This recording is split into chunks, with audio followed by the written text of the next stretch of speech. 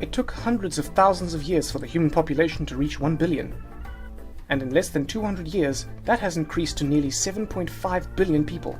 Many scientists calculate the sustainable population to be about 2 billion people, which means we need to manage our resources and food production very carefully to cater to the extra 5.5 billion people. As populations have grown, farming practices have become more intensified to maximize crop yields and ensure that we can feed our ever-growing population. Fertilizers and pesticides are used on crops, and animals may be kept inside in more densely packed sheds to maximize milk yields or egg production, or speed up the time needed for the animal to be ready to be sent to the market for meat. To learn more about conventional farming, watch our video on modern agriculture. In this video, we are going to look at an alternative to conventional farming, organic farming. We're going to see what it is in theory and the pros and cons of this method in relation to other modern agriculture methods. Organic farming currently accounts for about 1% of agricultural land worldwide. It focuses on sustainability and is thought to have less detrimental effects on the environment than conventional farming.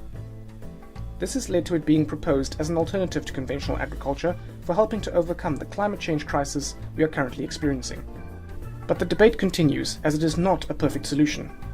In theory, organic farming should not use chemical fertilizers, herbicides and pesticides, or feed additives for livestock. It requires the farmer to use more natural alternatives.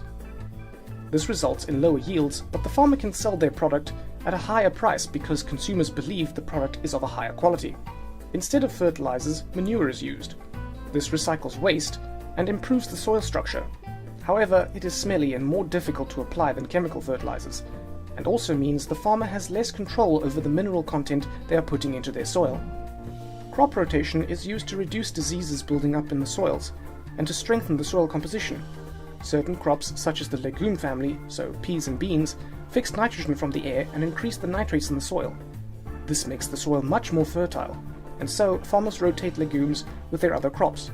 Growing multiple crops is, however, less efficient and produces lower yields than specializing in one or fewer crops. Instead of using herbicides, weeding is the preferred organic farming technique. This is of course much more environmentally friendly because it is chemical free, but it is very labor intensive.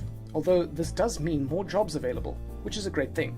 Organic farming is thought to maintain the biodiversity better than conventional farming because fewer chemicals are used.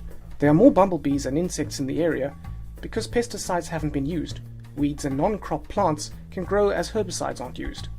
Biodiversity benefits the food chain across all levels, from the plants up to the foxes.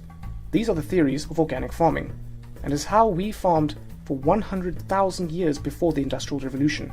It is generally thought that organic farming is much better for biodiversity, and also produces a healthier product because less chemicals are used on it.